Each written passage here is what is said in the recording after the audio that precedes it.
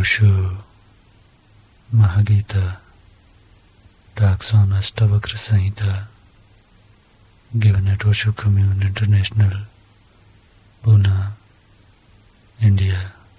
Discourse number 1.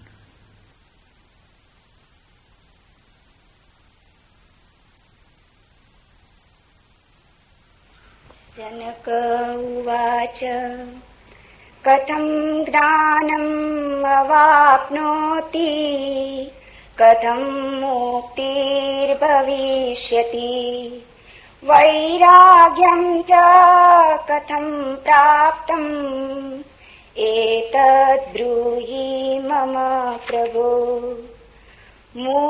Ashtavakra उवाच मुक्तिम् इच्छसि चेतात विषयान् विषवात्यज क्षमार्जवदया तोष सत्यम् पीयूष भज।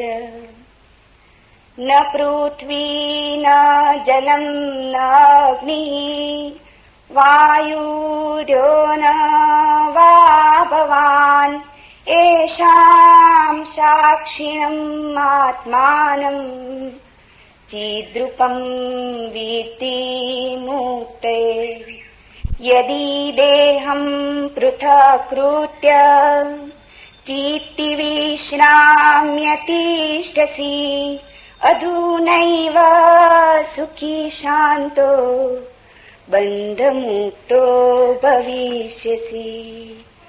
न त्वम् विप्रादिको वर्णो नाश्रमी नाक्षगोचर असङ्गोऽसि निराकारो विश्वसाक्षी सुखी भव।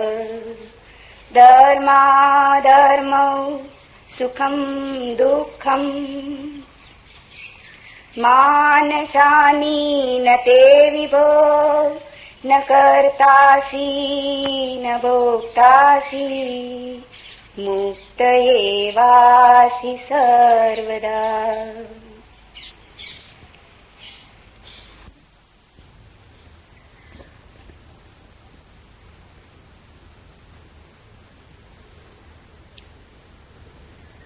एक अनूठी यात्रा पर हम निकलते हैं।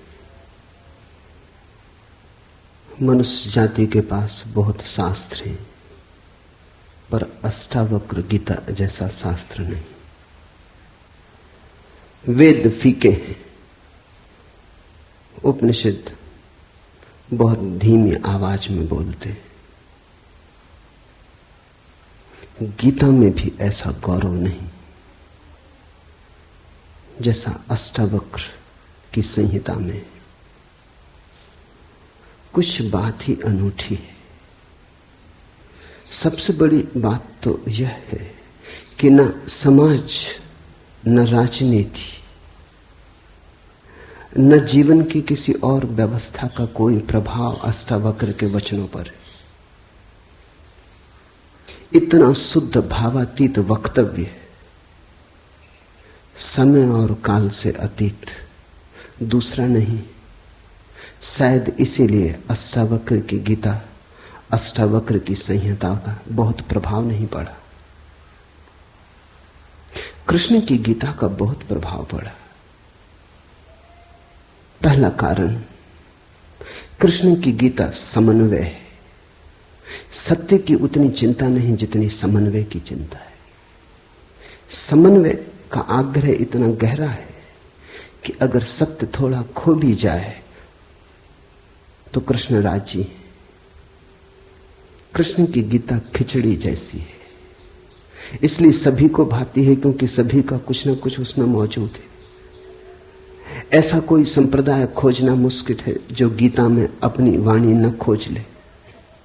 ऐसा कोई व्यक्ति खोजना मुश्किल है जो गीता में अपने लिए कोई सहारा न खोज ले।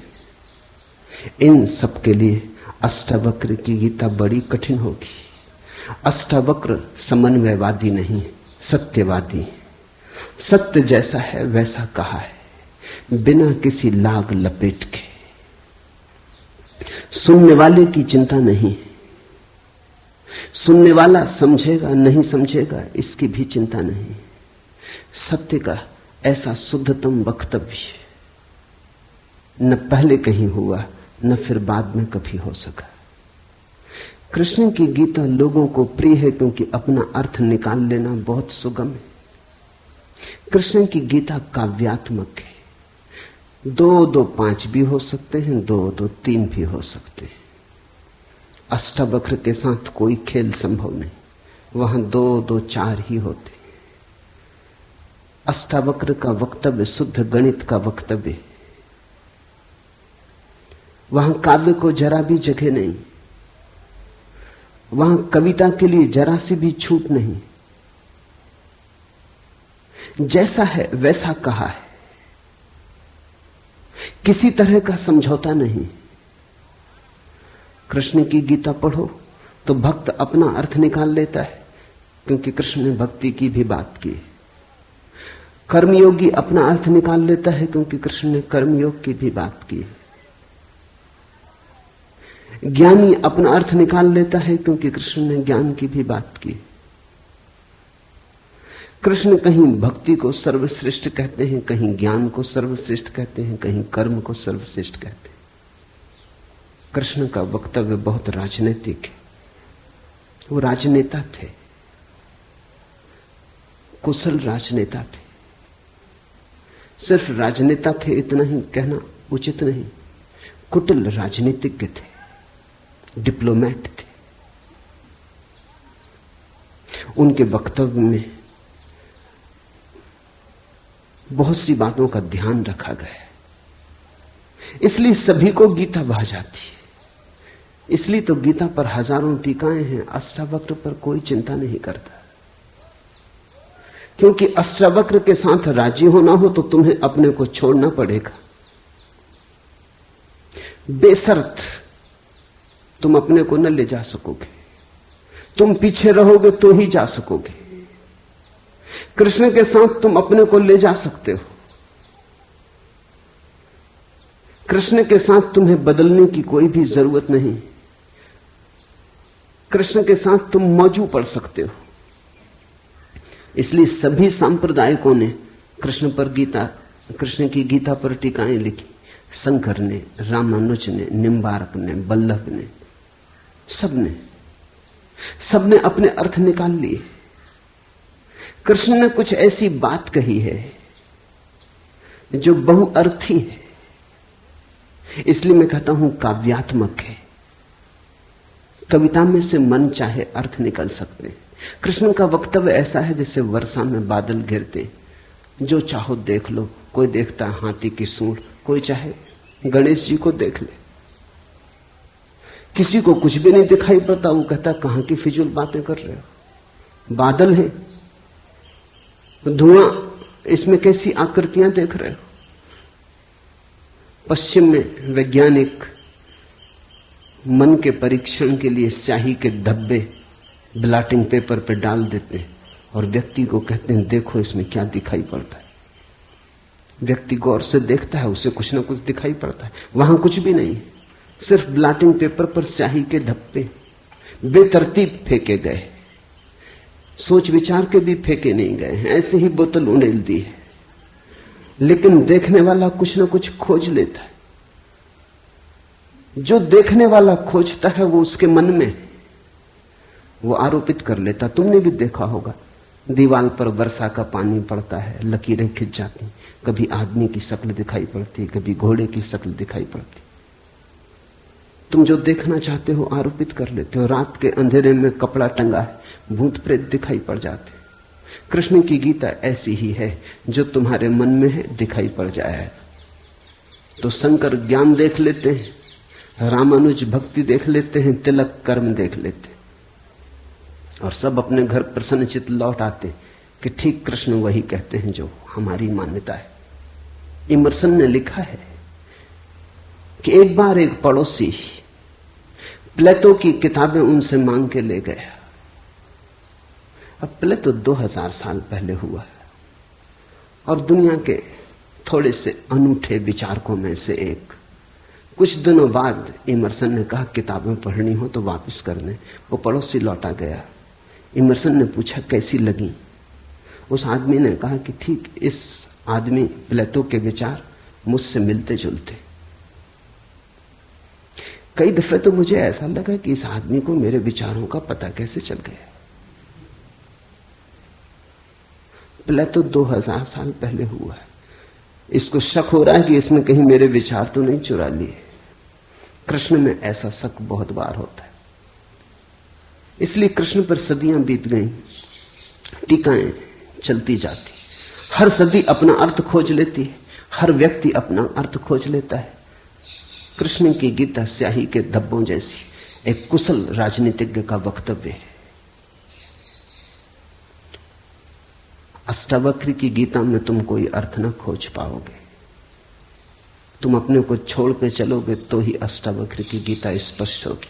अष्टावक्र का सुस्पष्ट संदेश है, उसमें जरा भी तुम अपनी व्याख्या न डाल सकोगे। इसलिए लोगों ने टीकाएं नहीं लिखी। टीका लिखने की जगह नहीं है, तोड़ने मड़ोड़ने का उपाय नहीं है, तुम्हारे मन के लिए सुविधा नहीं है कि तुम कुछ डाल दो। अष्टावक्र ने इस तरह से वक्तव्य दिया है कि सदियां बीत गई, उस वक्तव्य में कोई कुछ जोड़ नहीं पाया, घटा नहीं पाया। बहुत कठिन है ऐसा वक्तव्य देना। शब्द के साथ ऐसी कुशलता बड़ी कठिन है। इसलिए मैं कहता हूं एक अनूठी यात्रा तुम शुरू कर रहे हो। अष्टावक्र में राजनीतिज्ञों की कोई उत्सुकता नहीं, न तिलक की, न अरविंद की, न गांधी की, न विनोबा की, किसी की कोई उत्सुकता नहीं, क्योंकि तुम अपना खेल न खेल पाओगे। तिलक को उकसाना है देशभक्ति, उठाना है कर्म का ज्वार। कृष्ण की गीता सहयोगी बन जाती। कृष्ण हर किसी को कंधा देने को तैयार है। कोई भी चला लो गोली उनके कंधे पर रख के, वो राजी। कंधा उनका, पीछे छिपने की तुम्हें सुविधा है, और उनके पीछे से गोली चलाओ तो गोली भी बहुमूल्य मालूम पड़ती। अष्टावक्र किसी को कंधे पे हाथ भी नहीं रखने देते।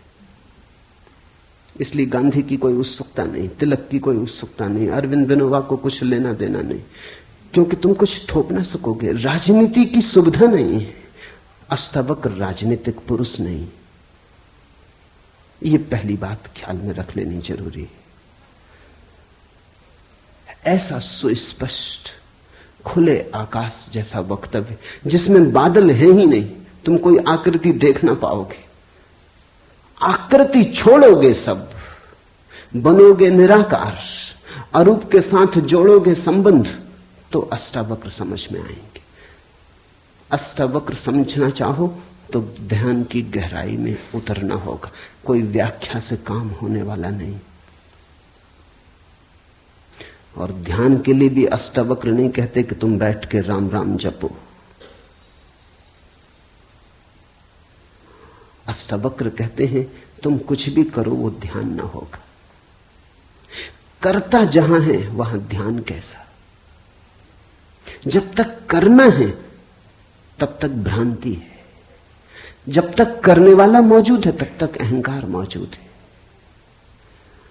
अष्टावक्र कहते हैं साक्षी हो जाना है ध्यान। जहां कर्ता छूट जाता तुम सिर्फ देखने वाले रह जाते। दृष्टा मात्र, दृष्टा मात्र हो जाने में ही दर्शन है, दृष्टा मात्र हो जाने में ही ध्यान है, दृष्टा मात्र हो जाने में ही ज्ञान है। इसके पहले कि हम सूत्र में उतरे, अष्टावक्र के संबंध में कुछ बातें समझ लेनी जरूरी है। ज्यादा पता नहीं, क्योंकि न तो वे सामाजिक पुरुष थे न राजनीतिक, तो इतिहास में कोई उल्लेख नहीं। बस थोड़ी सी घटनाएं ज्ञात हैं, वो भी बड़ी अजीब, भरोसा करने योग्य नहीं, लेकिन समझोगे तो बड़े गहरे अर्थ खुलेंगे। पहली घटना अष्टावक्र पैदा हुए उसके पहले की, पीछे का तो कुछ पता नहीं। गर्भ की घटना। पिता बड़े पंडित, अष्टावक्र मां के गर्भ में। पिता रोज वेद का पाठ करते और अष्टावक्र गर्भ में सुनते। एक दिन अचानक गर्भ से आवाज आती कि रुको भी, ये सब बकवास है। ज्ञान इसमें कुछ भी नहीं, बस शब्दों का संग्रह। शास्त्र में ज्ञान कहां? ज्ञान स्वयं में। शब्द में सत्य कहां? सत्य स्वयं में। पिता स्वभावतः नाराज हुए। एक तो पिता, फिर पंडित, और गर्भ में छिपा हुआ बेटा इस तरह की बात कहे, अभी पैदा भी नहीं हुआ। क्रोध में आ गए, आग बबूला हो गए। पिता का अहंकार चोट खा गया। फिर पंडित का अहंकार। बड़े पंडित थे, बड़े विवादी थे, शास्त्रार्थी थे। क्रोध में अभिशाप दे दिया कि जब पैदा होगा तो 8 अंगों से टेढ़ा होगा, इसलिए नाम अष्टावक्र। 8 जगह से कुबड़े पैदा हुए, 8 जगह से ऊंट की भांति, इर्छे तिरछे। पिता ने क्रोध में शरीर को विक्षत कर दिया। ऐसी और भी कथाएं हैं। कहते हैं बुद्ध जब पैदा हुए तो खड़े खड़े पैदा हुए। मां खड़ी थी वृक्ष के तले, खड़े खड़े मां खड़ी थी, खड़े खड़े पैदा हुए। जमीन पर गिरे नहीं कि चले, 7 कदम चले। 8वें कदम पर रुककर 4 आर्य सत्यों की घोषणा की कि जीवन दुख है। अभी 7 कदम ही चले हैं पृथ्वी पर कि जीवन दुख है, कि दुख से मुक्त होने की संभावना है, कि दुख मुक्ति का उपाय है, कि दुख मुक्ति की अवस्था है, निर्वाण की अवस्था है। लाओत्सु के संबंध में कथा है कि लाओत्सु बूढ़े पैदा हुए, 80 वर्ष के पैदा हुए, 80 वर्ष तक गर्भ में ही रहे। कुछ करने की चाह ही न थी तो गर्भ से निकलने की चाह भी न हुई। कोई वासना ही न थी तो संसार में आने की भी वासना न हुई। जब पैदा हुए तो सफेद बाल थे, 80 वर्ष के बूढ़े थे।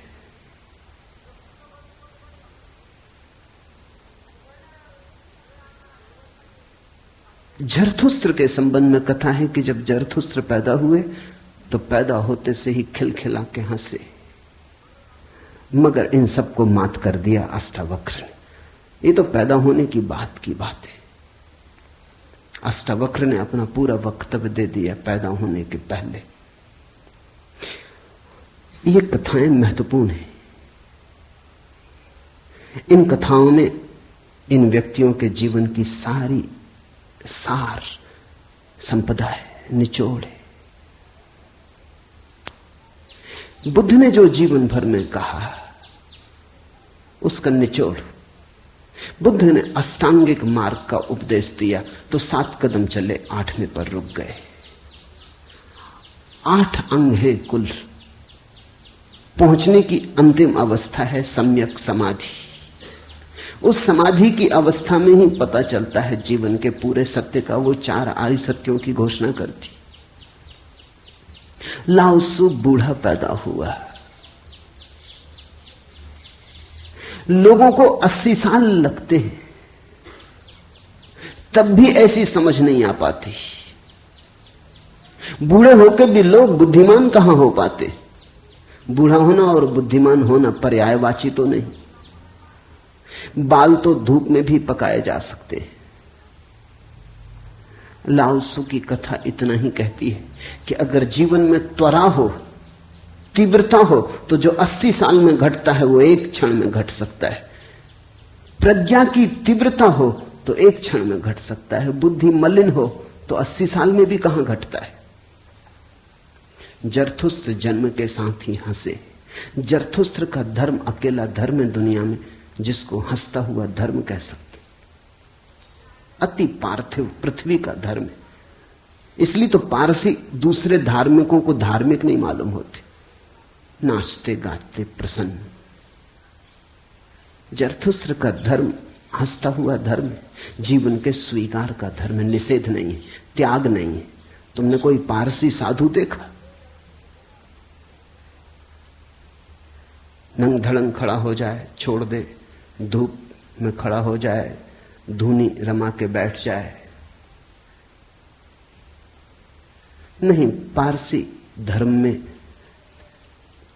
जीवन को सताने, कष्ट देने की कोई व्यवस्था नहीं। जरथुस्त्र का सारा संदेश यही है कि जब हंसते हुए परमात्मा को पाया जा सकता है तो रोते हुए क्यों पाना?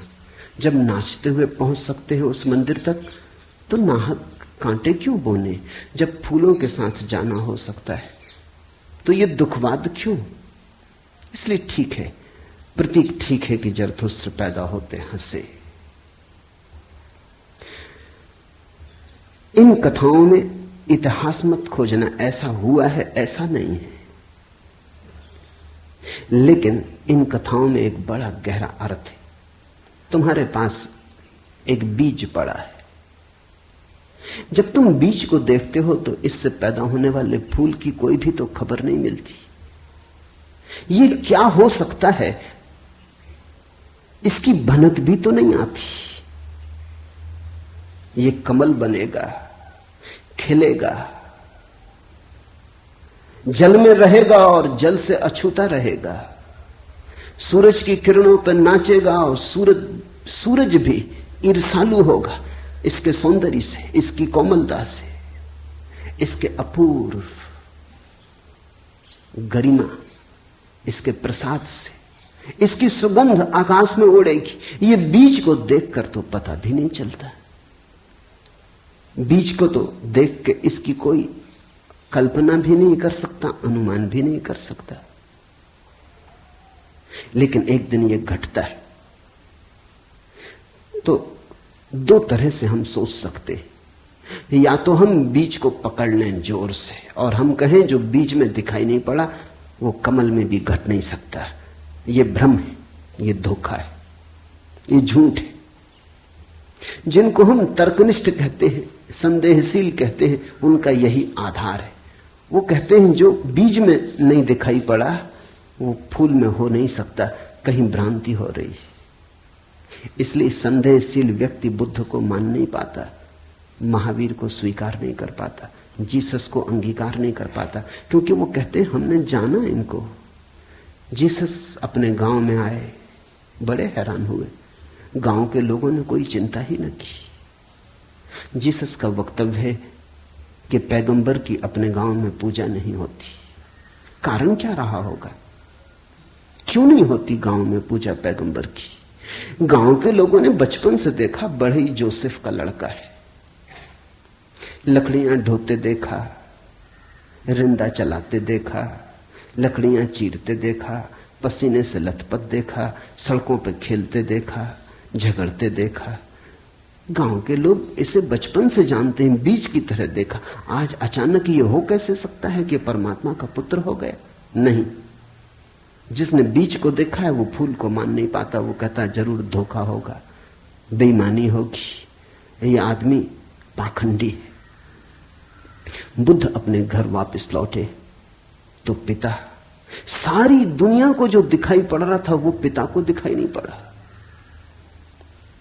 सारी दुनिया अनुभव कर रही थी एक प्रकाश, दूर दूर तक खबरें जा रही थी, दूर देशों से लोग आने शुरू हो गए थे। लेकिन जब वापस बुद्ध घर आए 12 साल बाद, तो पिता ने कहा मैं तुझे अभी भी क्षमा कर सकता हूं, यद्यपि तूने काम तो बुरा किया है, सताया तो तूने हमें, अपराध तो तूने किया, लेकिन मेरे पास पिता का हृदय, मैं माफ कर दूंगा, द्वार तेरे लिए खुले, मगर फेंक ये भिक्षा का पात्र, हटा ये भिक्षु का वेश, ये सब नहीं चलेगा। तो वापस लौटा, ये राज्य तेरा है, मैं बूढ़ा हो गया, इसको कौन संभालेगा? हो गया बचपना बहुत, अब बंद करो ये सब खेल, बुद्ध ने कहा कृपा कर मुझे देखें तो जो गया था वो वापस नहीं आया है। ये कोई और ही आया है जो आपके घर पैदा हुआ था, वही वापस नहीं आया है। ये कोई और ही आया है, बीज फूल होके आया है। गौर से तो देखो। पिता ने कहा तू मुझे सिखाने चला है। पहले दिन से जब तू पैदा हुआ था तब से तुझे जानता हूं। किसी और को धोखा देना, किसी और को समझा लेना, भ्रम में डाल देना, मुझे तू भ्रम में न डाल पाएगा। मैं फिर कहता हूं मैं तुझे भली भांति जानता हूं, मुझे कुछ सिखाने को चेष्टा मत कर, क्षमा करने को मैं राजी हूं। बुद्ध ने कहा आप और मुझे जानते हैं, मैं तो स्वयं को भी नहीं जानता था। अभी अभी किरणें उतरी हैं और स्वयं को जानो। क्षमा करे, लेकिन ये मुझे कहना ही पड़ेगा कि जिसको आपने देखा वो मैं नहीं हूं, और जहां तक आपने देखा वो मैं नहीं हूं। बाहर बाहर आपने देखा, भीतर आपने कहां देखा। मैं आपसे पैदा हुआ हूं, लेकिन आपने मुझे निर्मित नहीं किया। मैं आपसे आया हूं जैसे एक रास्ते से कोई राहगीर आता है, लेकिन रास्ता और राहगीर का क्या लेना देना। कल रास्ता कहने लगे कि मैं तुझे पहचानता हूं, तू मेरे ही से तो होकर आया। ऐसे ही आप कह रहे हैं आपके पहले भी मैं था, जन्मों जन्मों से मेरी यात्रा चल रही। आपसे गुजरा जरूर, ऐसा मैं औरों से भी गुजरा हूं, और भी मेरे पिता थे, और भी मेरी माताएं थी, लेकिन मेरा होना बड़ा अलग थलग है। कठिन है, बहुत अति कठिन है। अगर बीज देखा तो फूल पे भरोसा नहीं आता। एक तो ढंग है अश्रद्धालु का, तर्कवादी का, संदेहशील का, कि वो कहता है बीज को हम पहचानते हैं तो फूल हो नहीं सकता। हम कीचड़ को जानते हैं, उस कीचड़ से कमल हो कैसे सकता है। सब गलत, सपना होगा, भ्रांति होगी, किसी मोहजाल में पड़ गए होगे, किसी ने धोखा दे दिया, कोई जादू, कोई तिलिस्म। एक तो ये रास्ता है। एक रास्ता है श्रद्धालु का, प्रेमी का, भक्त का, सहानुभूति से भरे हृदय का। वो फूल को देखता है और फूल से पीछे की तरफ यात्रा करता है। वो कहता है जब फूल में ऐसा सुगंध हुई, जब फूल में ऐसी विभा प्रकट हुई, जब फूल में ऐसी प्रतिभा, जब फूल में ऐसा कुंवारापन दिखा, तो जरूर बीज में भी रहा होगा। क्योंकि जो फूल में हुआ है वो बीज में न हो तो हो ही नहीं सकता। ये सारी कथाएं घटी हैं, ऐसा नहीं। जिन्होंने अष्टावक्र के फूल को देखा उनको ये ख्याल में आया कि जो आज हुआ है वो कल भी रहा होगा। छिपा था, अवगुंठित था, पर्दे में पड़ा था। जो आज है, अंत में है, वो प्रथम भी रहा होगा। जो मृत्यु के क्षण में दिखाई पड़ रहा है वो जन्म के क्षण में भी मौजूद रहा होगा, अन्यथा पैदा कैसे होता। तो एक तो ढंग है फूल से पीछे की तरफ देखना, और एक है बीज से आगे की तरफ देखना। गौर से देखो तो दोनों में सारसूत्र एक ही है, दोनों की आधार भित्ति एक ही है, लेकिन कितना जमीन आसमान का अंतर हो जाता है। जो बीज वाला है वो भी ये कह रहा है कि जो बीज में नहीं है वो फूल में कैसे हो सकता है, ये उसका तर्क है। फूल वाला भी यही कह रहा है, वो कह रहा है जो फूल में है वो बीज में भी होना ही चाहिए। दोनों का तर्क तो एक है, लेकिन दोनों के देखने के ढंग अलग है। बड़ी अड़चन। मुझसे कोई पूछता था कि आपके साथ बचपन में बहुत लोग पढ़े होंगे, स्कूल में, कॉलेज में, वे दिखाई नहीं पड़ते, वे कैसे दिखाई पड़ सकते? उनको बड़ी अड़चन है, वो भरोसा नहीं कर सकते, अति कठिन है उन्हें। कल ही मेरे पास रायपुर से किसी ने एक अखबार भेजा, श्री हरशंकर परसाई ने एक लेख मेरे खिलाफ लिखा है। वो मुझे जानते हैं, कॉलेज के दिनों से जानते हैं, हिंदी के मूर्धन्य व्यंग्य लेखक हैं। मेरे मन में उनकी कृतियों का आदर है। लेख में उन्होंने लिखा है कि जबलपुर की हवा में कुछ खराबी है, यहां धोखेबाज और धूर्ती पैदा होते, जैसे रजनीश, महेश योगी, मुंदड़ा, 3 नाम उन्होंने गिनाए। धन्यवाद उनका, कम से कम मेरा नाम नंबर 1 तो गिनाया। इतनी याद तो रखी, एकदम बिसार नहीं दिया, बिल्कुल भूल गए हो ऐसा नहीं। लेकिन अड़चन स्वाभाविक है, सीधी साफ है, मैं उनकी बात समझ सकता हूं। ये असंभव है बीज को देखा तो फूल में भरोसा। फिर जिन्होंने फूल को देखा उन्हें बीज में भरोसा मुश्किल हो जाता है। तो सभी महापुरुषों की जीवन कथाएं 2 ढंग से लिखी जाती हैं। जो उनके विपरीत हैं वो बचपन से यात्रा शुरू करते, जो उनके पक्ष में है वो अंत से यात्रा शुरू करते हैं और बचपन की तरफ जाते। दोनों एक अर्थ में सही है, लेकिन जो बचपन से यात्रा करके अंत की तरफ जाते हैं वो वंचित रह जाते हैं। उनका सही होना उनके लिए आत्मघाती है। जो अंत से यात्रा करते हैं वो पीछे की तरफ जाते हैं, वो धन्यभागी हैं, क्योंकि बहुत कुछ उन्हें अनायास मिल जाता है जो कि पहले तर्कवादियों को नहीं मिल पाता। अब न केवल मैं गलत मालूम होता हूं, मेरे कारण जबलपुर तक की हवा उनको गलत मालूम होती। कुछ भूल हवा पानी में होनी चाहिए। यदि मैं उनको कहना चाहूंगा जबलपुर को कोई हक नहीं है मेरे संबंध में हवा पानी को अच्छा या खराब तय करने का। जबलपुर से मेरा कोई बहुत नाता नहीं है, थोड़े दिन वहां था, महेश योगी भी थोड़े दिन वहां थे, उनका भी कोई नाता नहीं।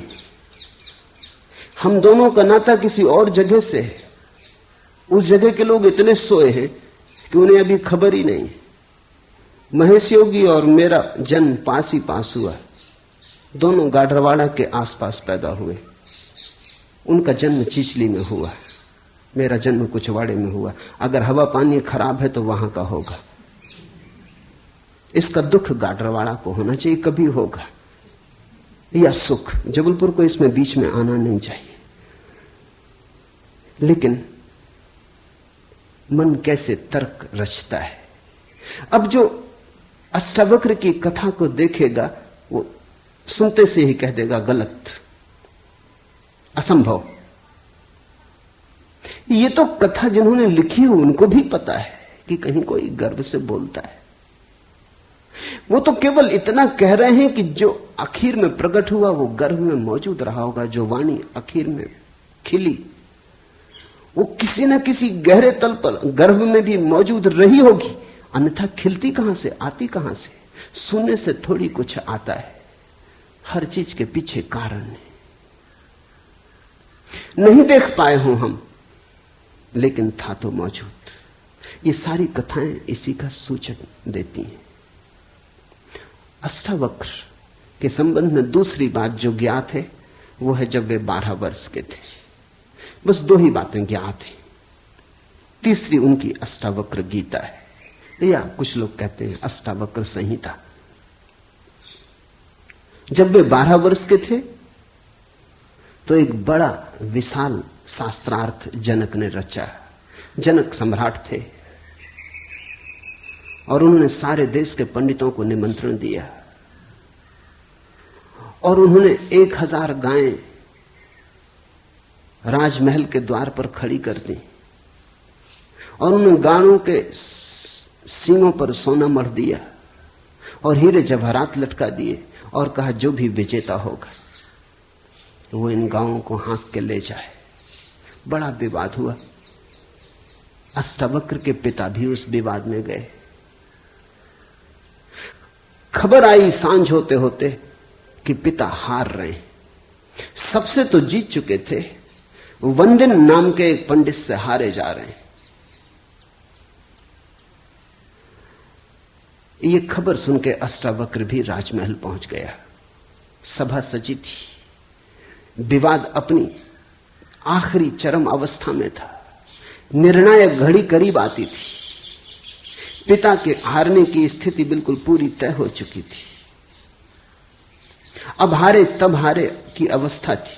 अष्टावक्र दरबार में भीतर चला गया।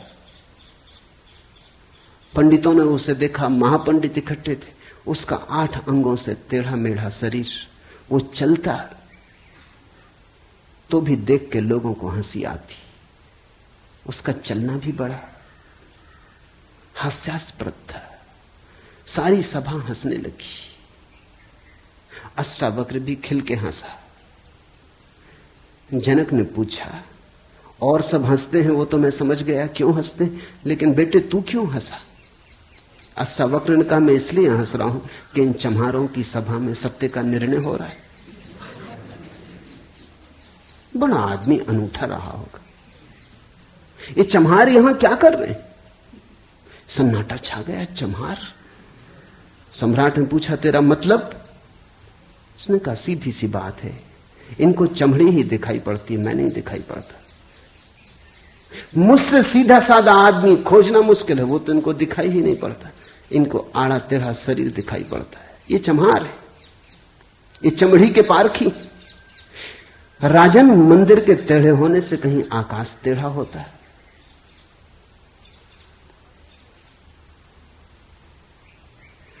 घड़े के फूटे होने से कहीं आकाश फूटता है? आकाश तो निर्विकार है।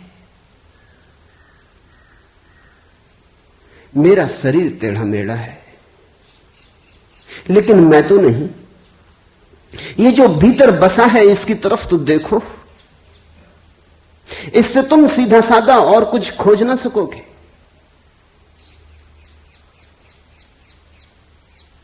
ये बड़ी चौंकाने वाली घोषणा थी। सन्नाटा छा गया होगा। जनक प्रभावित हुआ, झटका खाया। निश्चित ही कहां चम्हारों की भीड़ इकट्ठी करके बैठा है। खुद पे भी पश्चाताप हुआ, अपराध लगा कि मैं भी हंसा। उस दिन तो कुछ न कहते बना, लेकिन दूसरे दिन सुबह जब सम्राट घूमने निकला था तो राह पर अष्टावक्र दिखाई पड़ा। उतरा, घोड़े से पैरों में गिर पड़ा। सबके सामने तो हिम्मत न जुटा पाया। एक दिन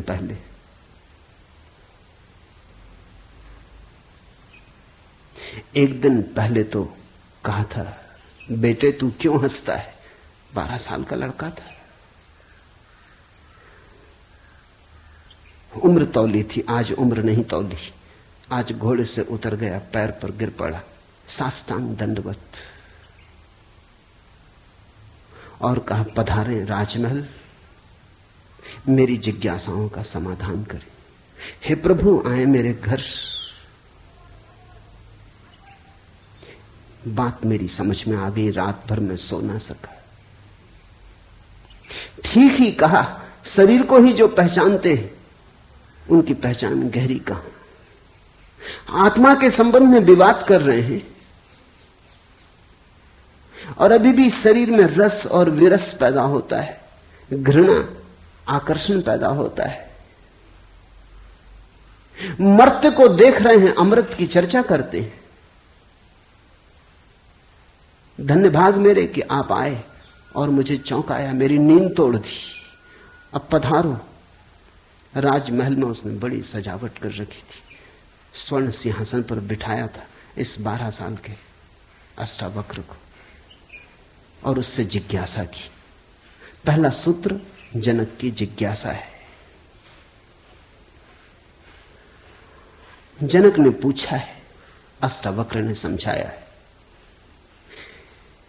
इससे ज्यादा अष्टावक्र के संबंध में और कुछ पता नहीं है, और कुछ पता होने की जरूरत भी नहीं।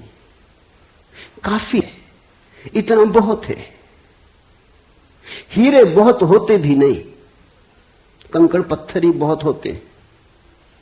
हीरा एक भी काफी होता है। ये 2 छोटी सी घटनाएं हैं। एक तो जन्म के पहले की गर्भ से आवाज और घोषणा कि क्या पागलपन में पड़े हो, शास्त्र में उलझे हो, शब्द में उलझे हो, जागो। ये ज्ञान नहीं है, ये सब उधार है, ये सब बुद्धि का ही जाल है, अनुभव नहीं है। इसमें रंच मात्र भी सार नहीं है। कब तक अपने को भरमाए रखोगे? और दूसरी घटना राजमहल में हंसना पंडितों का और कहना अष्टावक्र का कि जीवन में देखने की दो दृष्टियां हैं, एक आत्मदृष्टि, एक चर्म दृष्टि। चम्हार चमड़ी को देखता है, प्रज्ञावान आत्मा को देखता है। तुमने गौर किया, चम्हार तुम्हारे चेहरे की तरफ देखते नहीं, वो जूते को ही देखता। असल में चम्हार जूते को देख के सब पहचान लेता तुम्हारे संबंध में कि आर्थिक हालत कैसी है, सफलता मिल रही कि विफलता मिल रही, भाग्य कैसा चल रहा, वो सब जूते में लिखा है। जूते की सिलवटें कह देती, जूते की दशा कह देती, जूते में तुम्हारी आत्मकथा लिखी, चम्हार पढ़ लेता। जूते में चमक, जूते का ताजा और नया होना, चम्हार तुमसे प्रसन्नता से मिलता है। जूता ही उसके लिए तुम्हारी आत्मा का सबूत है। दर्जी कपड़े देखता है, तुम्हारा कोट कपड़ा देख के समझ लेता हालत कैसी। सबकी अपनी बंधी हुई दृष्टियां हैं। सिर्फ आत्मवान ही आत्मा को देखता है, उसकी कोई दृष्टि नहीं है, उसके पास दर्शन है। एक छोटी घटना और जो अष्टावक्र के जीवन से संबंधित नहीं, रामकृष्ण और विवेकानंद के जीवन से संबंधित है, लेकिन अष्टावक्र से उसका जोड़ है। फिर हम सूत्रों में प्रवेश करें। विवेकानंद रामकृष्ण के पास आए तब उनका नाम नरेंद्रनाथ था। विवेकानंद तो बाद में रामकृष्ण ने उनको पुकारा। जब आए रामकृष्ण के पास तो अति विवादी थे, नास्तिक थे, तर्कवादी थे, हर चीज के लिए प्रमाण चाहते थे। कुछ चीजें हैं जिनके लिए कोई प्रमाण नहीं, मजबूरी है। परमात्मा के लिए कोई प्रमाण नहीं है और प्रमाण नहीं, प्रेम के लिए कोई प्रमाण नहीं है और प्रमाण नहीं, सौंदर्य के लिए कोई प्रमाण नहीं है और प्रमाण नहीं है। अगर मैं कहूं देखो ये खजूरेना के वृक्ष कैसे सुंदर, और तुम कहो हमें तो कोई सौंदर्य दिखाई नहीं पड़ता, वृक्ष जैसे वृक्ष, सिद्ध करें, मुश्किल हो जाएगी। कैसे सिद्ध करें कि सुंदर है? सुंदर होने के लिए सौंदर्य की परख चाहिए और तो कोई उपाय नहीं, आंख चाहिए और तो कोई उपाय नहीं। कहते हैं मजनू ने कहा कि लैला को जानना हो तो मजनू की आंख चाहिए। ठीक कहा, लैला को देखने का और कोई उपाय ही नहीं। मजनू को बुलाया था उसके गांव के राजा ने और कहा था तू पागल है, मैं तेरी लैला को जानता हूं, साधारण सी लड़की है, काली कलूटी, कुछ खास नहीं, तुझ पे मुझे दया आती। ये मेरे राजमहल की 12 लड़कियां खड़ी, ये इस देश की सुंदरतम स्त्रियां, इनमें से तू कोई भी चुन ले, ये तुझे रोते देख के मेरा भी प्राण रोता है। उसने देखा और उसने कहा इनमें तो लैला कोई भी नहीं, ये तो लैला के मुकाबले तो दूर, उसके चरण की धूल भी नहीं। सम्राट कहने लगा मजनू तू पागल है। मजनू ने कहा यह हो सकता है, लेकिन एक बात आपसे कहना चाहता हूं, लैला को देखना हो तो मजनू की आंख चाहिए।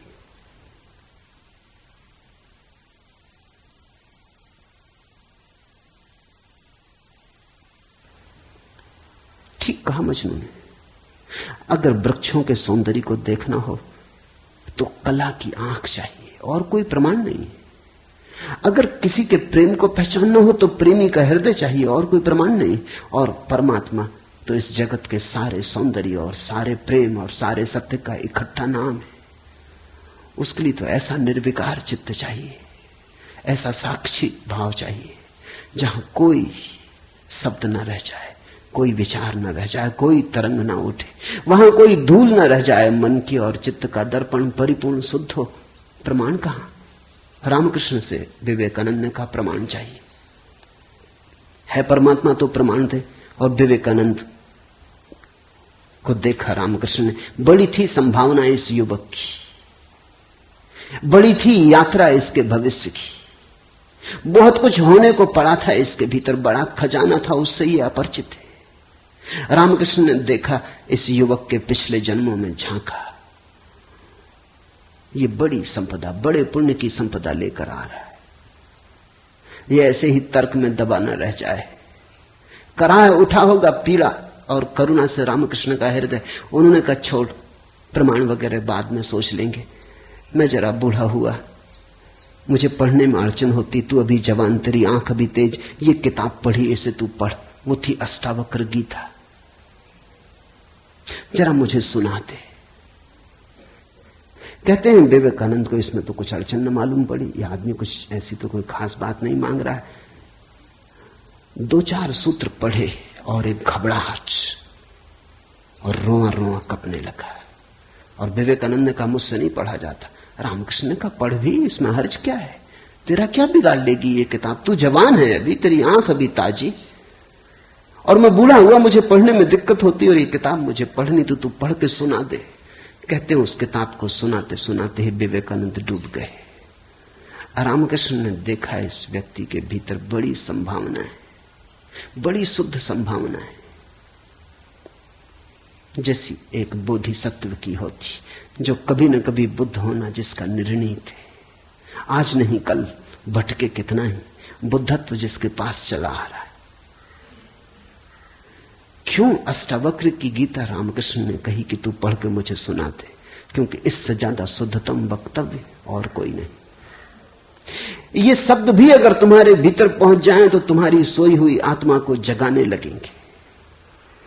ये शब्द तुम्हें तरंगायित करेंगे, ये शब्द तुम्हें आह्लादित करेंगे, ये शब्द तुम्हें झकझोरेंगे। इन शब्दों के साथ क्रांति घटित हो सकती। अष्टावक्र की गीता को मैंने यूं ही नहीं चुना है, और जल्दी नहीं चुना, बहुत देर करके चुना है, सोच विचार के। दिन थे जब मैं कृष्ण की गीता पर बोला, क्योंकि भीड़ भाड़ मेरे पास थी। भीड़ भाड़ के लिए अष्टावक्र गीता का कोई अर्थ न था। बड़ी चेष्टा करके भीड़ भाड़ से छुटकारा पाया है। अब तो थोड़े से विवेकानंद यहां हैं, अब तो उनसे बात करनी है जिनकी बड़ी संभावना है।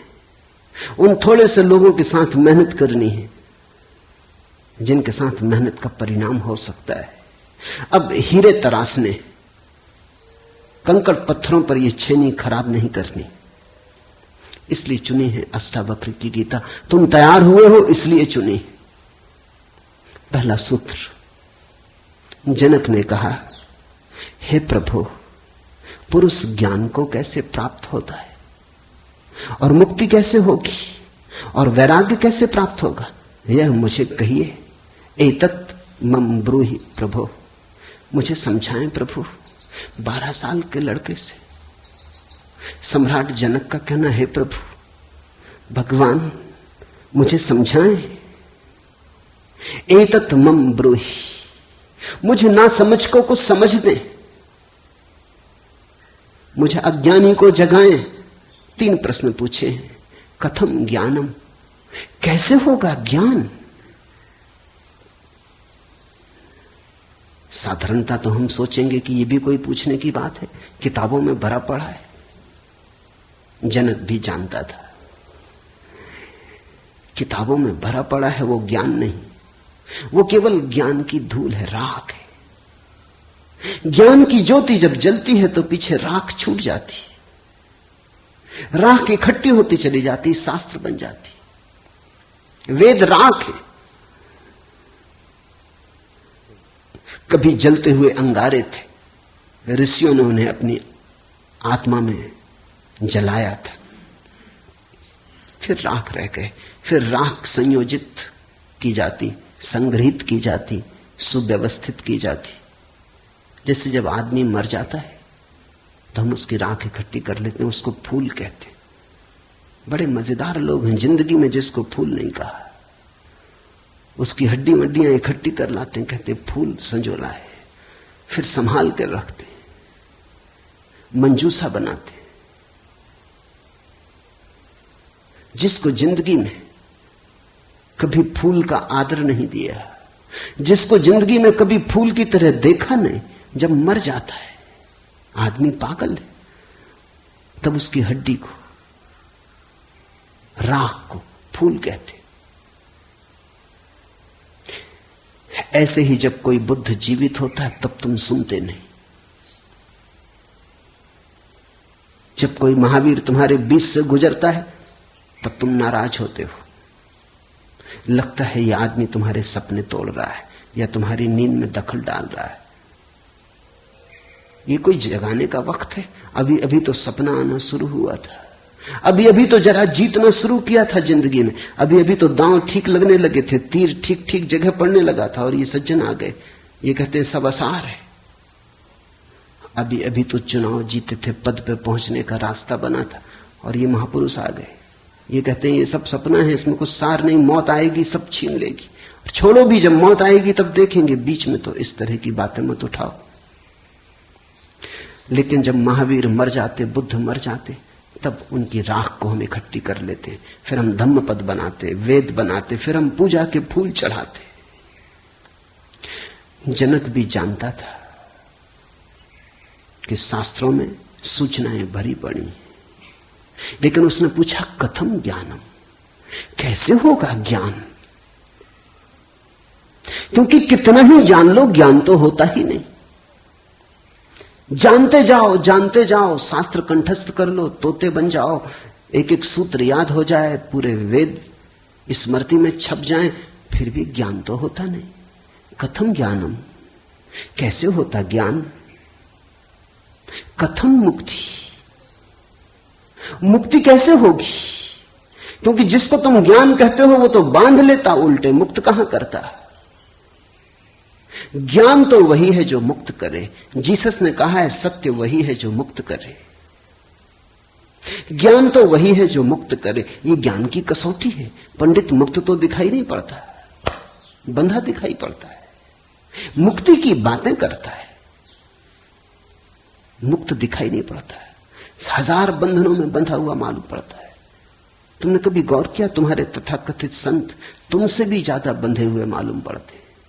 तुम शायद थोड़े बहुत मुक्त भी हो, तुम्हारे संत तुमसे भी ज्यादा बंधे हैं, लकीर के फकीर हैं।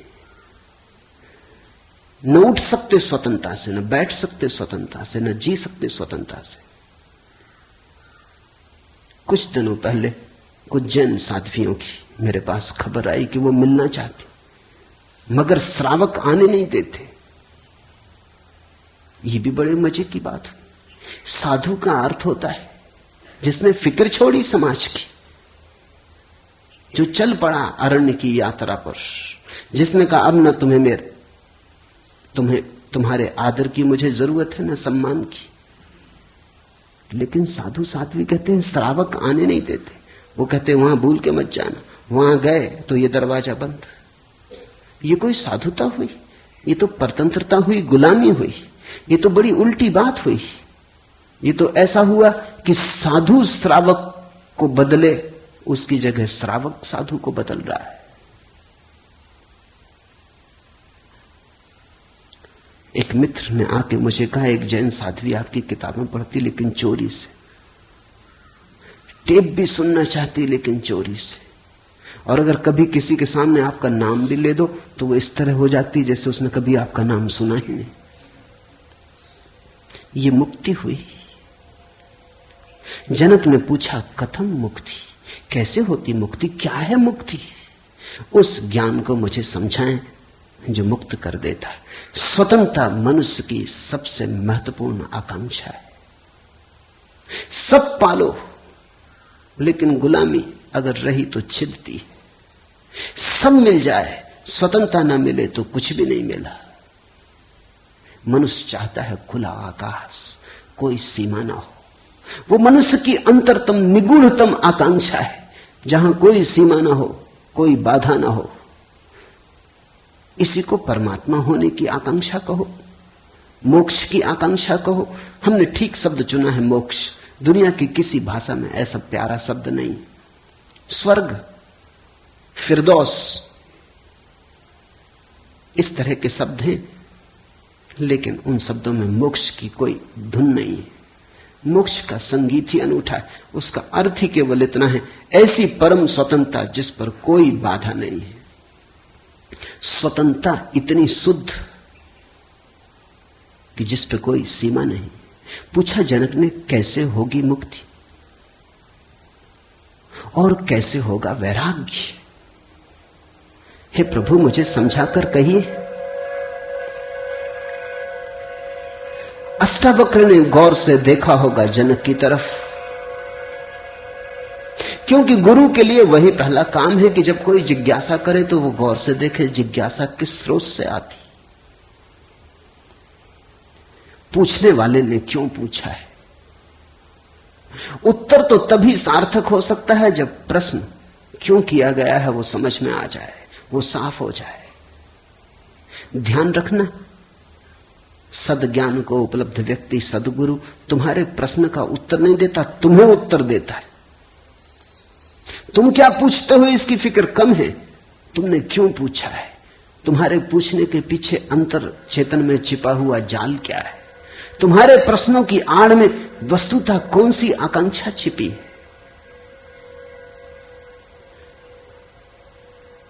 दुनिया में 4 तरह के लोग हैं, ज्ञानी, मुमुक्षु, अज्ञानी, मूढ़। और दुनिया में 4 ही तरह की जिज्ञासाएं होती। ज्ञानी की जिज्ञासा तो निशब्द होती, कहना चाहिए ज्ञानी की जिज्ञासा तो जिज्ञासा होती ही नहीं। जान लिया, जानने को कुछ बचा नहीं, पहुंच गए,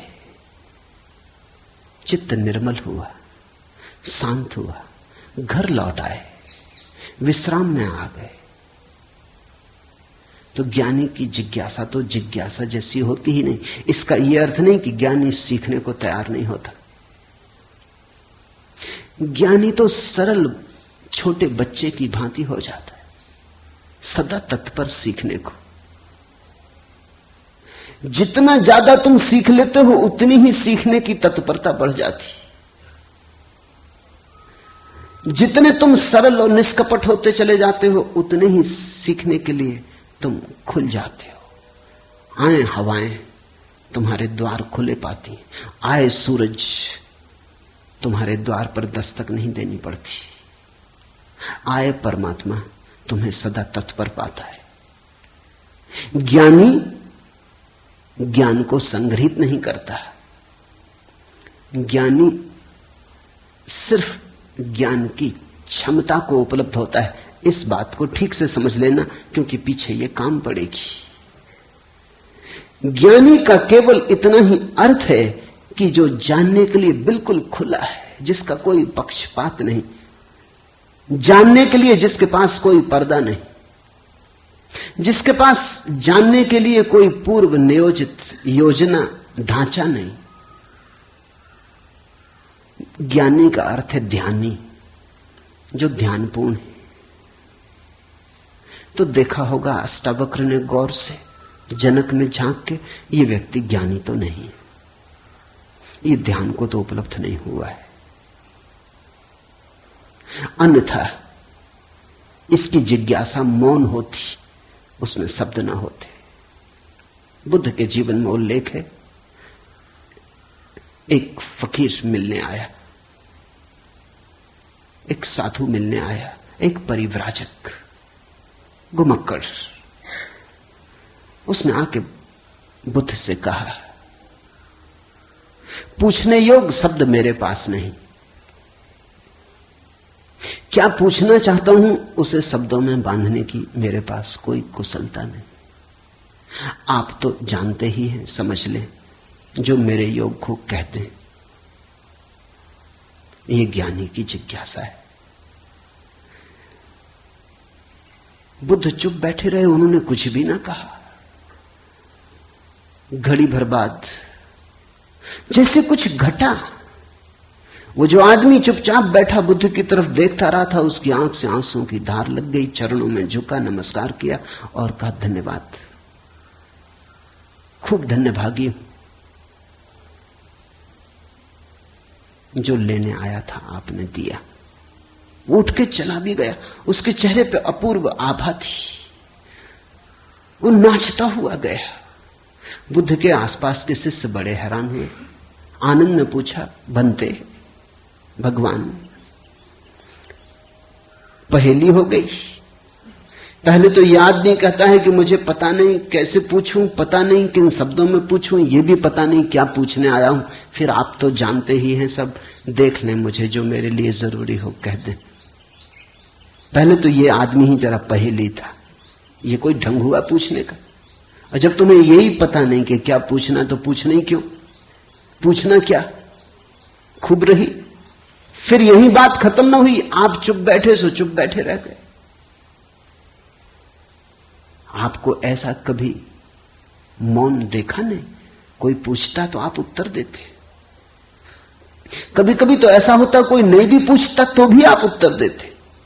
आपकी करुणा सदा बहती रहती। क्या हुआ अचानक कि आप चुप रह गए और आंख बंद हो गई? और फिर क्या रहस्य में घटा कि वो आदमी रूपांतरित होने लगा? हमने उसे बदलते देखा, हमने उसे किसी और ही रंग में डूबते देखा, उसमें मस्ती आते देखी। वो नाचता हुआ गया है, आंसुओं से भरा हुआ, गदगद आह्लादित, वो चरणों में झुका, उसकी सुगंध हमें भी छुई। ये हुआ क्या? आप कुछ बोले नहीं, उसने सुना कैसे? और हम तो इतने दिनों से, वर्षों से आपके पास हैं, हम पर आपकी कृपा कम है क्या? ये प्रसाद जो उसे दिया हमें क्यों नहीं मिलता? लेकिन ध्यान रहे उतना ही मिलता है जितना तुम ले सकते हो। बुद्ध ने कहा, सुनो, घोड़े, आनंद से घोड़े की बात की क्योंकि आनंद छत्री था, बुद्ध का चचेरा भाई था और बचपन से ही घोड़े का बड़ा शौक था, उसे घुड़सवार था, प्रसिद्ध घुड़सवार था, प्रतियोगी था बड़ा। उसने कहा, सुन आनंद, बुद्ध ने कहा, घोड़े 4 प्रकार के होते।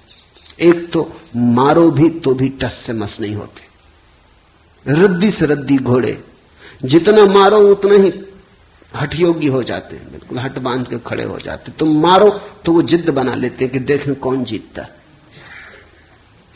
फिर दूसरे तरह के घोड़े होते हैं, मारो तो चलते हैं, न मारो तो नहीं चलते, कम से कम पहले से बेहतर। फिर तीसरे तरह के घोड़े होते हैं, कोड़ा फटकारो, मारना काफी जरूरी नहीं, सिर्फ कोड़ा फटकारो, आवाज काफी। और भी कुलीन होते, दूसरे से भी बेहतर।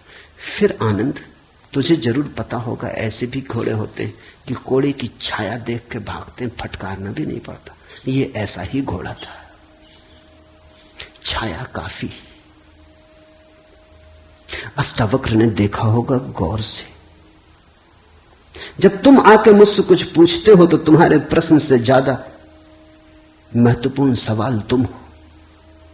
कभी कभी तुम्हें भी ऐसा लगता होगा कि तुमने जो नहीं पूछा था वो मैंने उत्तर दिया है, और कभी कभी तुम्हें ऐसा भी लगता होगा कि शायद मैं टाल गया तुम्हारे प्रश्न को, बचाव कर गया, कुछ और उत्तर दे गया हूं। लेकिन सदा तुम्हारी भीतरी जरूरत ज्यादा महत्वपूर्ण। तुम क्या पूछते हो ये उतना महत्वपूर्ण नहीं, क्योंकि तुम्हें खुद ही ठीक पता नहीं तुम क्या पूछते हो, क्यों पूछते हो। उत्तर वही दिया जाता है जिसकी तुम्हें जरूरत थी। तुम्हारे पूछने से कुछ तय नहीं होता। देखा होगा अष्टावक्र ने ज्ञानी तो नहीं है जनक, अज्ञानी है फिर क्या? अज्ञानी भी नहीं, क्योंकि अज्ञानी तो अकड़ीला, अकड़ा से भरा होता है। अज्ञानी तो झुकना जानता ही नहीं। ये तो मुझ 12 साल की उम्र के लड़के के पैरों में झुक गया, साष्टांग दंडवत की। ये अज्ञानी के लिए असंभव है। अज्ञानी तो समझता है कि मैं जानता ही हूं, मुझे कौन समझाएगा। अज्ञानी अगर कभी पूछता भी है तो तुम्हें गलत सिद्ध करने को पूछता है, क्योंकि अज्ञानी तो ये मान के चलता है कि पता तो मुझे है ही, देखें इनको भी पता है या नहीं। अज्ञानी परीक्षा के लिए पूछता है। नहीं, इसकी आंखें जनक की तो बड़ी निर्मल है। मुझ 12 साल के अनजान अपरिचित लड़के को सम्राट होते हुए भी इसने कहा, एतत् मम ब्रूहि प्रभो, हे प्रभु मुझे समझा के कहें। नहीं, ये विनयशील है, अज्ञानी तो नहीं। मूढ़ है क्या फिर? मूढ़ तो पूछते ही नहीं। मूढ़ों को तो पता ही नहीं कि जीवन में कोई समस्या है। मूढ़ और बुद्ध पुरुषों में एक समानता है। बुद्ध पुरुषों के लिए कोई समस्या नहीं रही, मूढ़ों के लिए अभी समस्या उठी ही नहीं। बुद्ध पुरुष समस्या के पार हो गए, मूढ़ अभी समस्या के बाहर है। मूढ़ तो इतना मूर्छित है, उसे कहां सवाल कथम ज्ञानम, मूढ़ पूछेगा कथम मुक्ति, मूढ़ पूछेगा कैसे होगा वैराग्य, मूढ़ पूछेगा असंभव। मूढ़ अगर पूछेगा भी तो पूछता है राग में सफलता कैसे मिलेगी। मूढ़ अगर पूछता भी है तो पूछता है संसार में और थोड़े ज्यादा दिन कैसे रहना हो जाए, मुक्ति नहीं। मूढ़ पूछता है बंधन सोने के कैसे बने, बंधन में हीरे जवाहरात कैसे जड़े। मूढ़ पूछता भी है तो ऐसी बातें पूछता है।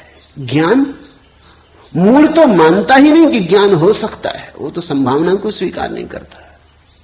वो तो कहता कैसा ज्ञान। मूढ़ तो पशुवत जीता है। नहीं, ये जनक मूढ़ भी नहीं, मुमुक्षु है। मुमुक्षु शब्द समझना जरूरी है। मोक्ष की आकांक्षा, मुमुक्षा। अभी मोक्ष के पास नहीं पहुंचा, ज्ञानी नहीं, मोक्ष के प्रति पीठ करके नहीं खड़ा, मूढ़ नहीं है। मोक्ष के संबंध में कोई धारणाएं पकड़ के नहीं बैठा, अज्ञानी भी नहीं है, मुमुक्षु है। मुमुक्षु का अर्थ है सरल है इसकी जिज्ञासा, न मूढ़ता से अपवित्र हो रही है, न अज्ञानपूर्ण धारणाओं से विकृत हो रही है। शुद्ध है इसकी जिज्ञासा, सरल चित्त से पूछा है।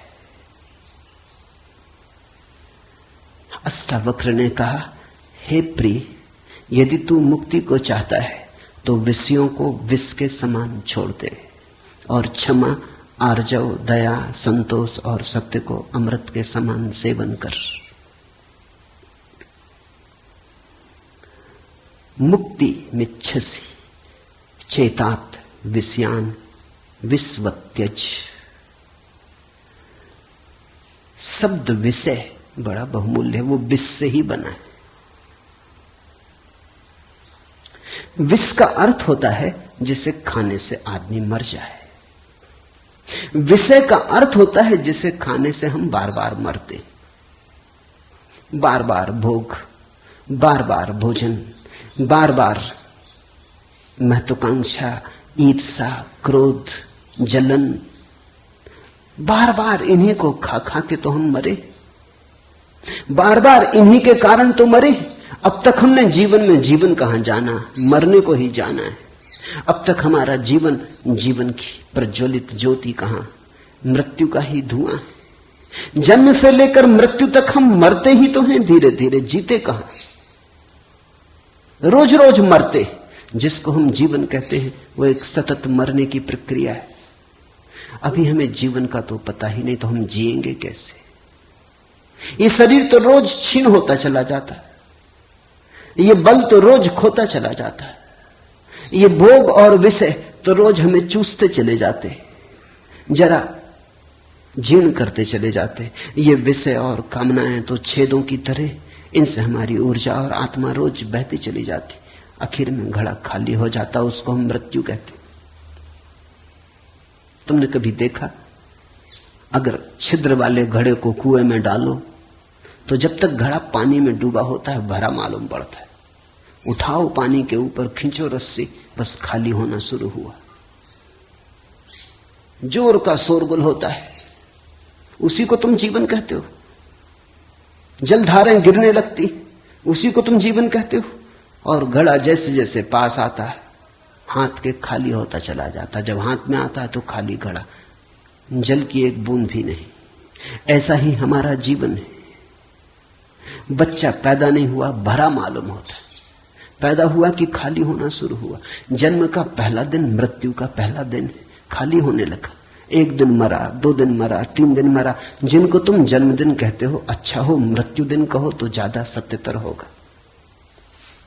1 साल मर जाते हो, उसको कहते हो चलो 1 जन्मदिन आ गया। 50 साल मर गए, कहते हो 50 साल जी लिए, स्वर्ण जयंती मनाए।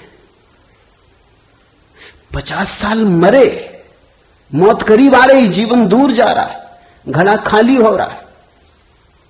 जो दूर जा रहा है उसके आधार पर तुम जीवन को सोचते हो, या जो पास आ रहा है उसके आधार पर?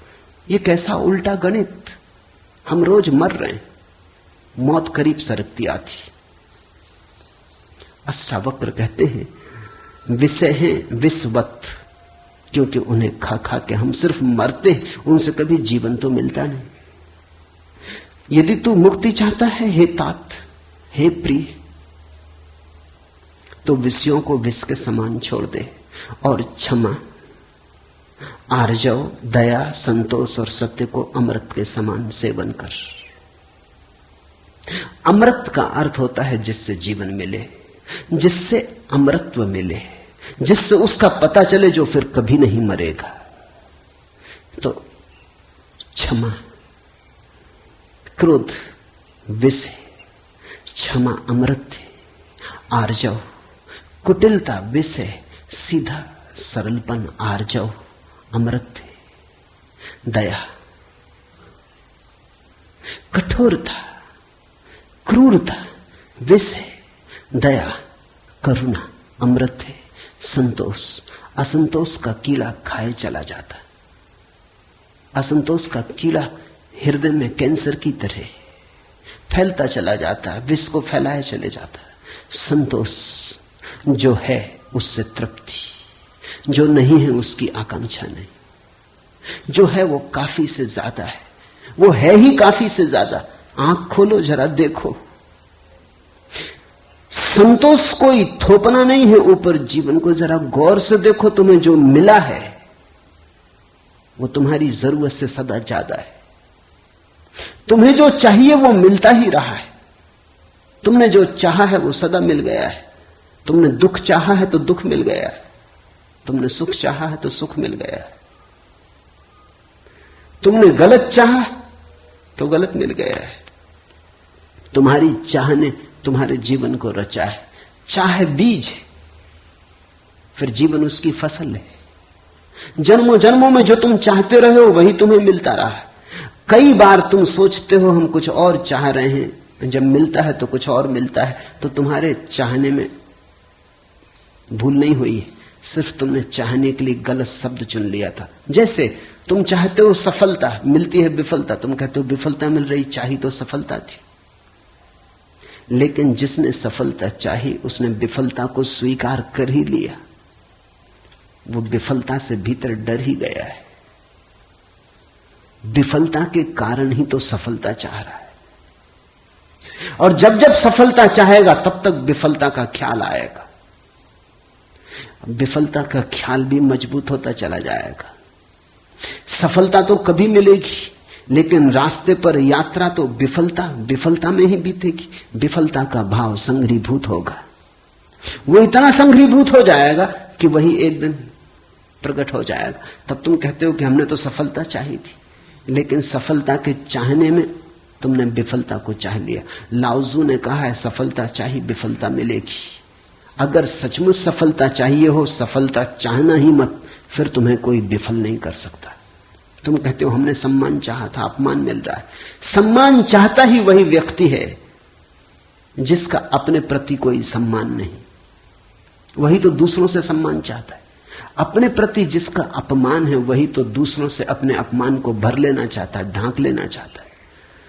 सम्मान की आकांक्षा इस बात की खबर है कि तुम अपने भीतर अपमानित अनुभव कर रहे हो। तुम्हें अनुभव हो रहा है कि मैं कुछ भी नहीं हूं, दूसरे मुझे कुछ बना दे, सिंहासन पे बिठा दे, फताकाएं फहरा दे, झंडे उठा ले मेरे नाम के, दूसरे कुछ कर दे। तुम भिखमंगे हो। तुमने अपना अपमान तो खुद कर लिया जब तुमने सम्मान चाहा, और यह अपमान गहन होता जाएगा। लाओसू कहता है मेरा कोई अपमान नहीं कर सकता, क्योंकि मैं सम्मान चाहता ही नहीं। यह सम्मान को पा लेना है, लाओजू कहता है मुझे कोई हरा नहीं सकता, क्योंकि जीत की हमने बात ही छोड़ दी। अब हराओगे कैसे? तुम उसी को हरा सकते हो जो जीतना चाहता है। अब ये जरा उलझा हुआ हिसाब है। इस दुनिया में सम्मान उन्हें मिलता है जिन्होंने सम्मान नहीं चाहा, सफलता उन्हें मिलती है जिन्होंने सफलता नहीं चाही। क्योंकि जिन्होंने सफलता नहीं चाही उन्होंने तो स्वीकार ही कर लिया कि सफल तो हम हैं ही, अब और चाहना क्या है। सम्मान तो हमारे भीतर आत्मा का है ही, अब और चाहना क्या है। परमात्मा ने सम्मान दे दिया तुम्हें पैदा करके, अब और किसका सम्मान चाहते हो। परमात्मा ने तुम्हें काफी गौरव दे दिया, जीवन दिया, ये सौभाग्य दिया कि आंख खोलो, देखो हरे वृक्षों को, फूलों को, पक्षियों को, कान दिए, सुनो संगीत को, जलप्रपात के मरमर को, बोध दिया कि बुद्ध हो सको। अब और क्या चाहते हो? सम्मानित तो तुम हो गए, परमात्मा ने तुम्हें प्रमाण पत्र दिया। तुम भिखारी की तरह किन से प्रमाण पत्र मांग रहे हो? उनसे जो तुमसे प्रमाण पत्र मांग रहे। ये बड़ा मजेदार मामला है। दो भिखारी एक दूसरे के सामने खड़े भीख मांग रहे। ये भीख मिलेगी कैसे? दोनों भिखारी हैं। तुम किससे सम्मान मांग रहे हो? किसके सामने खड़े हो? ये अपमान कर रहे हो तुम अपना, और यही अपमान गहन होता जाएगा। संतोष का अर्थ होता है देखो जो तुम्हारे पास है, देखो जरा आंख खोल के जो तुम्हें मिला ही है। ये अष्टावक्र की बड़ी बहुमूल्य कुंजी है, ये धीरे धीरे तुम्हें साफ होगी। अष्टावक्र की दृष्टि बड़ी क्रांतिकारी है, बड़ी अनूठी, जड़ मूल से क्रांति की है। संतोष और सत्य को अमृत के समान सेवन कर, क्योंकि असत्य के साथ जो जिएगा वो असत्य होता चला जाएगा। जो असत्य को बोलेगा, असत्य को जिएगा, स्वभावता असत्य से गिरता चला जाएगा। उसके जीवन से संबंध विच्छिन्न हो जाएंगे, जड़ें टूट जाएंगी। परमात्मा में जड़ें चाहते हो तो सत्य के द्वारा ही वे जड़ें हो सकती हैं। प्रामाणिकता और सत्य के द्वारा ही तुम परमात्मा से जुड़ सकते हो।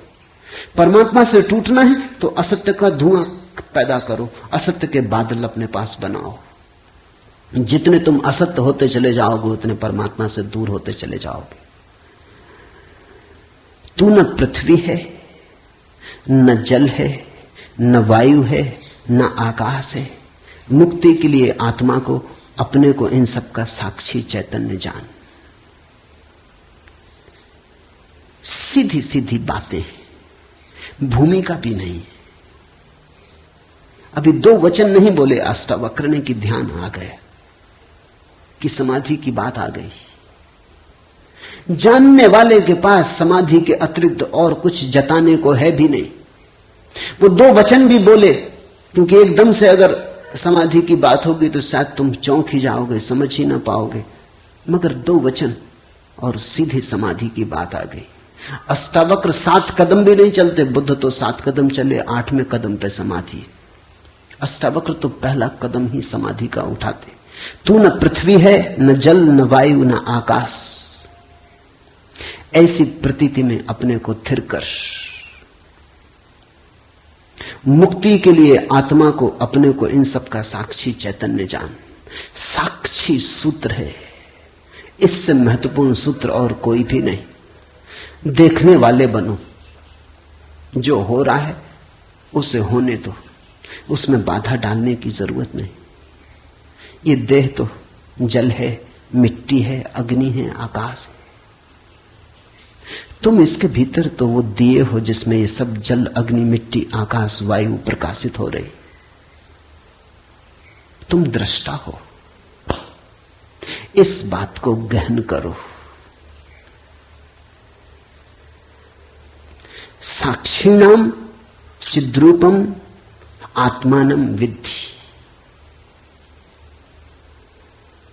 ये इस जगत में सर्वाधिक बहुमूल्य सूत्र है।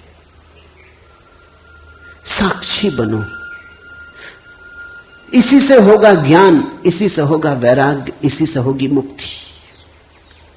प्रश्न 3 थे, उत्तर 1 है। यदि तू देह को अपने से अलग कर और चैतन्य में विश्राम कर स्थित है तो तू अभी ही सुखी, शांत और बंध मुक्त हो जाएगा। इसलिए मैं कहता हूं ये जड़ मूल से क्रांति है। पतंजलि इतनी हिम्मत से नहीं कहते कि अभी ही, पतंजलि कहते हैं करो अभ्यास, यम नियम साधो, प्राणायाम प्रत्याहार आसन, शुद्ध करो, जन्म जन्म लगेंगे तब सिद्धि है। महावीर कहते हैं पंच महाव्रत, और तब जन्म जन्म लगेंगे, तब होगी निर्जरा, तब कटेगा जाल कर्मों का। सुनो अष्टावक्र को, यदि देहम पृथकृत्य चित्ति विश्राम्य तिष्ठसि अधुनैव सुखी शांतो बंध मुक्तो भविष्यसि। अधुनैव, अभी, यहीं, इसी क्षण। यदि तू देह को अपने से अलग कर और चैतन्य में विश्राम कर स्थित है, अगर तूने एक बात देखनी शुरू कर दी कि ये देह मैं नहीं हूं, मैं करता और भोगता नहीं हूं, ये जो देखने वाला मेरे भीतर छिपा है, जो सब देखता है। बचपन था कभी तो बचपन देखा, फिर जवानी आई तो जवानी देखी, फिर बुढ़ापा आया तो बुढ़ापा देखा। बचपन नहीं रहा तो मैं बचपन तो नहीं हो सकता। आया और गया, मैं तो हूं। जवानी नहीं रही तो मैं जवानी तो नहीं हो सकता। आई और गई, मैं तो हूं। बुढ़ापा आया जा रहा है तो मैं बुढ़ापा नहीं हो सकता, क्योंकि जो आता है जाता है वो मैं कैसे हो सकता हूं। मैं तो सदा हूं। जिस पे बचपन आया, जिस पे जवानी आई, जिस पे बुढ़ापा आया, जिस पे हजार चीजें आई और गई, मैं वही शाश्वत हूं। स्टेशनों की तरह बदलती रहती बचपन, जवानी, बुढ़ापा, जन्म, यात्री चलता जाता। तुम स्टेशन के साथ अपने को एक तो नहीं समझ लेते। पूना की स्टेशन पर तुम ऐसा तो नहीं समझ लेते कि मैं पूना हूं। फिर पहुंचे मनमाड़ तो ऐसा तो नहीं समझ लेते कि मैं मनमाड़ हूं। तुम जानते हो कि पूना आई गई, मनमाड़ आया गया। तुम तो यात्री हो, तुम तो दृष्टा हो जिसने पूना देखी, पूना आई, जिसने मनमाड़ देखा, मनमाड़ आया। तुम तो देखने वाले हो। तो पहली बात, जो हो रहा है उसमें से देखने वाले को अलग कर लो। देह को अपने से अलग कर और चैतन्य में विश्राम। और करने योग्य कुछ भी नहीं है। जैसे लाओसु का सूत्र है समर्पण, वैसे अष्टावक्र का सूत्र है विश्राम, रेस्ट। करने का कुछ भी नहीं है। मेरे पास लोग आते हैं, वो कहते हैं ध्यान कैसे करें। वो प्रश्न ही गलत पूछ रहे हैं। गलत पूछते हैं तो मैं उनको कहता हूं करो। क्या करोगे? तो उनको बता देता हूं कि करो, कुछ ना कुछ तो करना ही पड़ेगा। अभी तुम्हें करने की खुजलाहट है तो उसे तो पूरा करना होगा। खुजली है तो क्या करोगे? बिना खुजाए नहीं बनता। लेकिन धीरे धीरे उनको करवा करवा के थका डालता हूं। फिर वो कहते हैं अब इससे छुटकारा दिलवाओ। अब कब तक ये करते रहे? उनको तो मैं तो पहले ही राजी था, लेकिन तुम्हें समझने में जरा देर लगी। अब विश्राम करो। ध्यान का आत्यंतिक अर्थ विश्राम है। चित्ती विश्राम में तिष्ठसि, जो विश्राम में ठहरा देता अपने चेतना को, जो होने मात्र में ठहर जाता, कुछ करने को नहीं। क्योंकि जिसे तुम खोज रहे हो वो मिला ही हुआ है। क्योंकि जिसे तुम खोज रहे हो उसे कभी खोया ही नहीं। उसे खोया नहीं जा सकता, वही तुम्हारा स्वभाव है। अयम आत्मा ब्रह्म, तुम ब्रह्म हो, अनल हक, तुम सत्य हो। कहां खोजते हो? कहां भागे चले जाते हो? अपने को ही खोजने कहां भागे चले जाते हो? रुको, ठहरो। परमात्मा दौड़ने से नहीं मिलता, क्योंकि परमात्मा दौड़ने वाले में छिपा है। परमात्मा कुछ करने से नहीं मिलता, क्योंकि परमात्मा करने वाले में छिपा है।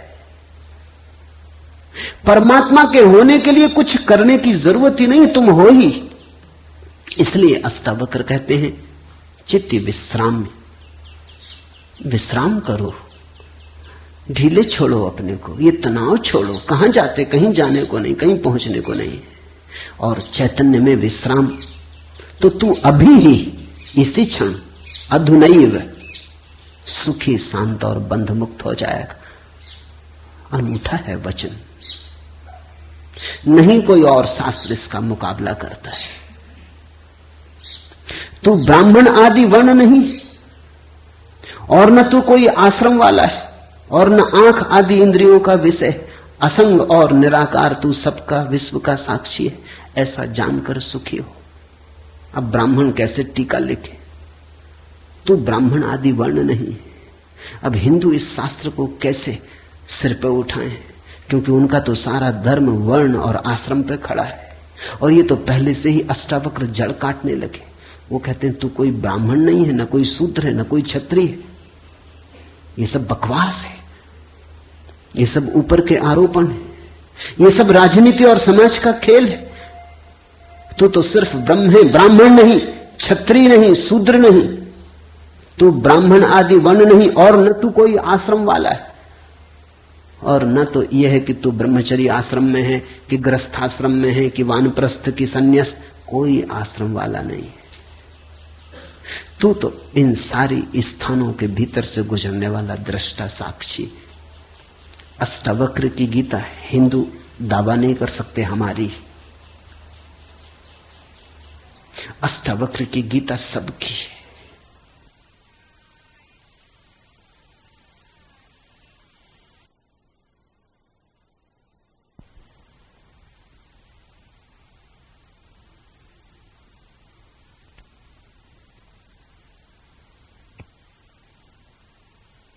Osho Mahageeta, discourse number 1, side 3।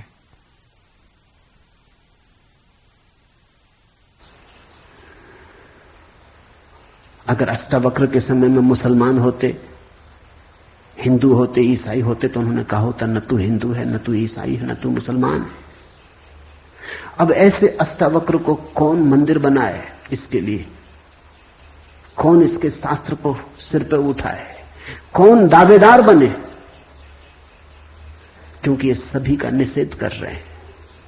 मगर ये सत्य की सीधी घोषणा है, असंग और निराकार तू सबका विश्व का साक्षी है, ऐसा जानकर सुखी हो। अष्टावक्र ये नहीं कहता कि ऐसा तुम जानोगे तो फिर सुखी होगे। वचन को ठीक से सुनना, अष्टावक्र कहते हैं ऐसा जानकर सुखी हो। न त्वम विप्रादिको वर्णनो नाश्रमी नाक्ष गोचरा, असंगो असि निराकारो विश्व साक्षी सुखी भव। सुखी भव, अभी हो सुखी।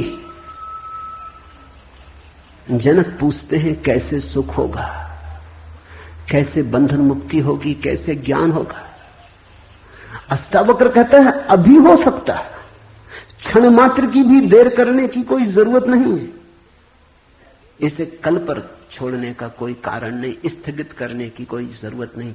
ये घटना भविष्य में नहीं घटती, या तो घटती है अभी या कभी नहीं घटती। जब घटती है तब अभी घटती है, क्योंकि अभी के अतिरिक्त कोई समय ही नहीं है। भविष्य कहां है? जब आता है तब अभी की तरह आता है। तो जो भी ज्ञान को उत्पन्न हुए हैं अभी उत्पन्न हुए। कभी पर मत छोड़ना, वो मन की चालाकी है। मन कहता है इतने जल्दी कैसे हो सकता, तैयारी तो कर ले। मेरे पास लोग आते हैं, वो कहते हैं संन्यास लेना, लेंगे कभी, कभी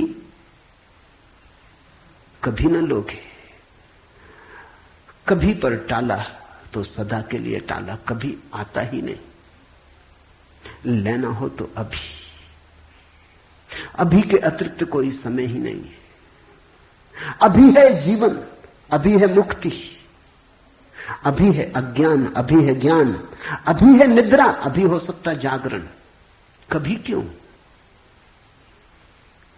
कठिन होता मन को, क्योंकि मन कहता है तैयारी तो करने दो। मन कहता है कोई भी काम तैयारी के बिना कैसे घटता।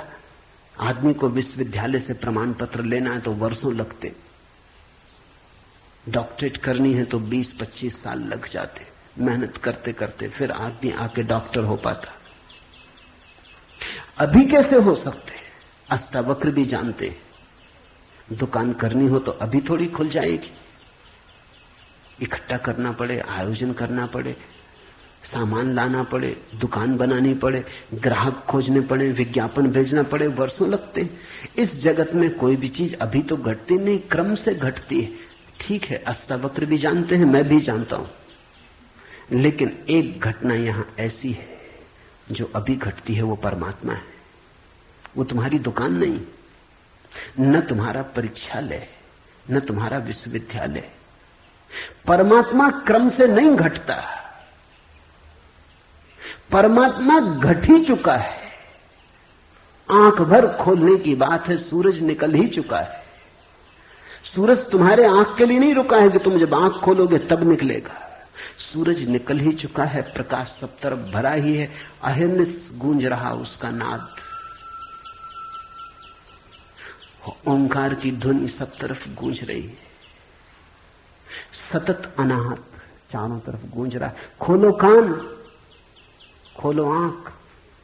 आंख खोलने में कितना समय लगता है, उतना समय भी परमात्मा को पाने में नहीं लगता। पल तो लगता, पलक के झपने में।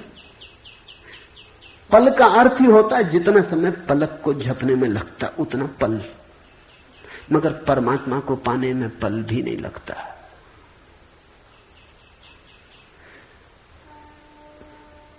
विश्व साक्षी असंगो वसी निराकारो सुखी भव, अभी हो सुखी।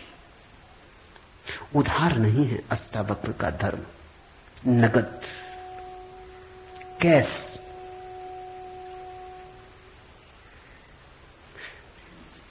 हे व्यापक, धर्म और अधर्म, सुख और दुख मन के, धर्म और अधर्म, सुख और दुख मन के, तेरे लिए नहीं है।